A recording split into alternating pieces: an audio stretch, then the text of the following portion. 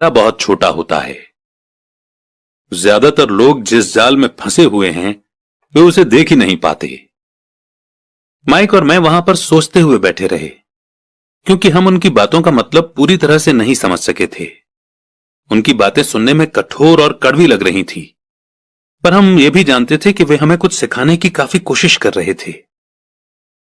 मुस्कुराहट के साथ अमीर डैडी ने कहा, क्या 25 सेंट हर घंटे का ऑफर अच्छा नहीं लगा? क्या इससे दिल की धड़कन तेज नहीं हुई? मैंने अपना सिर ना हिलाया, जबकि असल में ऐसा ही हुआ था। 1 घंटे काम के बदले 25 सेंट मेरे हिसाब से बहुत बढ़िया सौदा था। अच्छा, मैं तुम्हें 1 घंटे के $1 दूंगा, अमीर डैडी ने शरारत भरी मुस्कान के साथ कहा। अब मेरा दिल तूफान मेल की तरह दौड़ रहा था। मेरा दिमाग चीख चीख कर कह रहा था कि इनकी बात मान लो, मान लो। मुझे अपने कानों पर भरोसा नहीं हो रहा था, पर फिर भी मैं चुप रहा। अच्छा, $2 हर घंटे के? मुझे ऐसा लगा जैसे मेरे छोटे से 9 साल के पुराने दिमाग में किसी ने बम फोड़ दिया हो। 1956 में $2 हर घंटे की कमाई मुझे दुनिया का सबसे अमीर बच्चा बना देती। मैं इतना सारा पैसा कमाने की कल्पना भी नहीं कर सकता था। मैं हां कहना चाहता था, मैं सौदा पक्का करना चाहता था। मुझे नई साइकिल दिख रही थी, नए बेसबॉल के ग्लव्स दिख रहे थे। मेरे पास कड़क नोट देखकर मेरे दोस्तों की जलन और तारीफ भी मुझे साफ दिख रही थी। सबसे बड़ी बात तो यह थी कि जिम्मी और उसके अमीर दोस्त मुझे फिर कभी गरीब नहीं कह सकते थे। पर किसी वजह से मैं खामोश खड़ा रहा। हो सकता है कि मेरे दिमाग में गर्मी बढ़ जाने से उसका फ्यूज उड़ गया हो, पर मन ही मन मैं $2 हर घंटे का ऑफर मानने के लिए बेताब था। आइसक्रीम पिघल चुकी थी और मेरे हाथ पर बह रही थी। आइसक्रीम की डंडी खाली थी और इसके नीचे वेनिला और चॉकलेट के टुकड़े थे, जिसके मजे चींटियां ले रही थी। अमीर डैडी हम दोनों बच्चों को देख रहे थे, जो आंखें फाड़कर और खाली दिमाग से उन्हें घूर रहे थे। उन्हें मालूम था कि वे हमारा टेस्ट ले रहे हैं, और वे ये भी जानते थे कि हमारे दिल का एक कोना उस ऑफर को मानने के लिए बेताब हो रहा होगा। वो जानते थे कि हर इंसान की आत्मा का एक हिस्सा कमजोर और जरूरतमंद होता है, जिसे खरीदा जा सकता है, और वो ये भी जानते थे कि हर इंसान की आत्मा का एक हिस्सा मजबूत और पक्के इरादों वाला होता है, जिसे कभी नहीं खरीदा जा सकता। असली सवाल यह था कि इनमें से कौन सा हिस्सा ज्यादा ताकतवर है। उन्होंने अपनी जिंदगी में हजारों लोगों की परीक्षा ली थी। जब वे नौकरी मांगने के लिए आए लोगों का इंटरव्यू लेते थे, तो वे हर बार आत्माओं की परीक्षा लेते थे। अच्छा, $5 हर घंटे? अचानक मेरे अंदर शांति छा गई। कुछ था जो बदल गया था।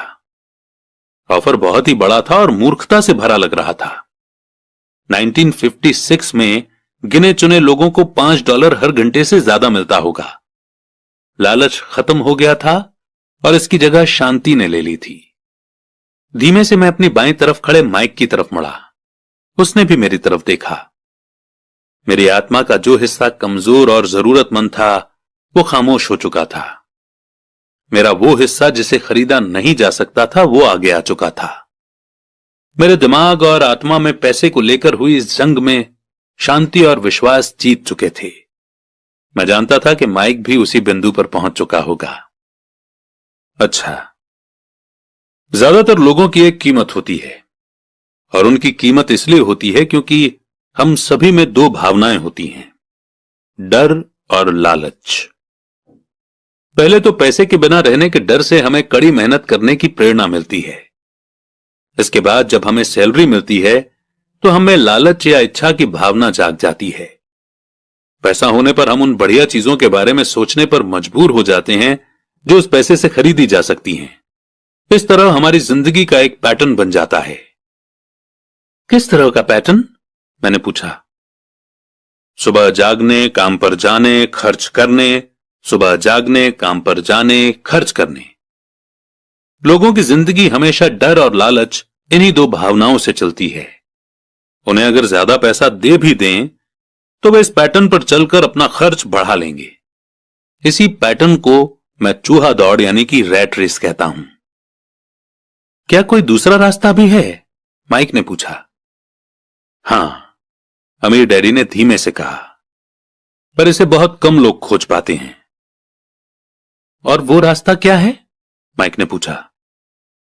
उसी रास्ते को तुम लोग काम करते हुए और मेरे साथ सीखते हुए खोज लोगे। मैं यही उम्मीद करता हूं। इसी कारण मैंने तुम्हें पैसे देना बंद कर दिया है। पर इस बारे में कोई हिंट तो दीजिए, माइक ने कहा। हम लोग मेहनत से काम करते करते थक चुके हैं, खासकर तब जब इसके बदले में हमें कुछ नहीं मिल रहा है। पहला कदम तो यह है कि तुम लोग सच बोलो, अमीर डैडी ने कहा। हम लोग झूठ नहीं बोल रहे हैं, मैंने कहा। मैंने कब कहा कि तुम लोग झूठ बोल रहे हो? मैं तो यह कह रहा हूं कि सच्ची बात कह देनी चाहिए, अमीर डैडी ने जवाब दिया। किस बारे में? मैंने पूछा। इस बारे में कि तुम लोगों को कैसा लग रहा है। तुम्हें यह किसी और से कहने की जरूरत नहीं है, सिर्फ अपने आप से सच बोलो। आपके कहने का मतलब यह है कि इस पार्क में मौजूद आपके लिए काम करने वाले लोग, मिसेस मार्टिन, ये सब लोग ऐसा नहीं करते। मुझे ऐसा ही लगता है। इसके बजाय उन्हें हमेशा पैसा नहीं होने का डर सताता रहता है। उस डर का सामना करने के बजाय, सोचने के बजाय, ये लोग सिर्फ रिएक्ट करते रहते हैं। इस दौरान वे दिल से काम लेते हैं, दिमाग से नहीं। अमीर डैडी ने अपने सिर पर उंगली ठोकते हुए कहा। फिर उनके हाथ में कुछ पैसे आ जाते हैं और उनमें खुशी, इच्छा और लालच की भावनाएं जाग जाती हैं। और एक बार फिर वे दिमाग से सोचने के बजाय दिल से काम करने लगते हैं। तो वे दिल से यानी अपनी भावनाओं से सोचते हैं, माइक ने कहा। बिल्कुल ठीक। वे इस बारे में सच नहीं बताते कि उन्हें कैसा लग रहा है। वे अपनी भावना से काम करते हैं और दिमाग से सोचने का कष्ट नहीं उठाते। उन्हें डर लगता है कि वे नौकरी करने जाते हैं और आशा करते हैं कि ज्यादा पैसा आने से उनका डर दूर हो जाएगा, पर ऐसा नहीं होता है। वही पुराना डर उन्हें फिर से सताने लगता है। वे फिर से नौकरी करने जाते हैं और फिर आशा करते हैं कि पैसा उनके डर को कम कर देगा, पर ऐसा नहीं होता। डर के कारण ही वे नौकरी के जाल में फंसे रहते हैं। पैसा कमाते हैं, काम करते हैं, पैसा कमाते हैं और आशा करते हैं कि डर से उनका पीछा छूट जाएगा। पर हर रोज जब वे उठते हैं तो उनका पुराना डर भी उनके साथ उठता है। वही पुराना डर करोड़ों लोगों को रात भर जगाता है और उनकी रात बहुत चिंता और परेशानी में गुजरती है। इसलिए वो उठते हैं, काम पर जाते हैं और यह आशा करते हैं कि सैलरी के चेक से उनके दिल को कुतरने वाले इस डर को वे मौत के घाट उतार देंगे। सच बात तो यह है कि पैसा उनकी जिंदगी को चला रहा है, पर वे इस बारे में कभी सच नहीं बोलते हैं। पैसे ने उनकी भावनाओं पर कब्जा कर लिया है और उनकी आत्माओं पर भी। ये कहकर अमीर डैडी खामोश हो गए ताकि उनके शब्दों में छुपा संदेश हमारे अंदर चला जाए। माइक और मैंने उनकी बातें सुनी थीं, पर हम उनका मतलब पूरी तरह से नहीं समझ पाए थे। मुझे अक्सर यह हैरानी होती थी कि लोगों को ऑफिस जाने की इतनी जल्दी क्यों होती है। उन्हें अपनी नौकरी में खास मजा नहीं आता था और वे कभी खुश भी नहीं दिखते थे। फिर क्या वजह थी जो उन्हें जल्दी ऑफिस जाने के लिए मोटिवेट करती थी? जब अमीर डैडी ने देख लिया कि हम जितना समझ सकते थे हमने उतना समझ लिया है, तो उन्होंने आगे कहा, मैं ये चाहता हूं कि तुम लोग इस जाल से बचो। दरअसल मैं तुम्हें यही सिखाना चाहता हूं। मेरा मकसद तुम्हें सिर्फ अमीर बनना सिखाना नहीं है, क्योंकि अमीर बनने से समस्या नहीं सुलझेगी। अमीर बनने से समस्या नहीं सुलझेगी? मैंने आश्चर्य से पूछा। बिल्कुल नहीं। मुझे दूसरी भावना, इच्छा के बारे में अपनी बात पूरी करने दो। कुछ लोग इसे लालच कहते हैं, पर मैं इसे इच्छा कहना ज्यादा पसंद करता हूं।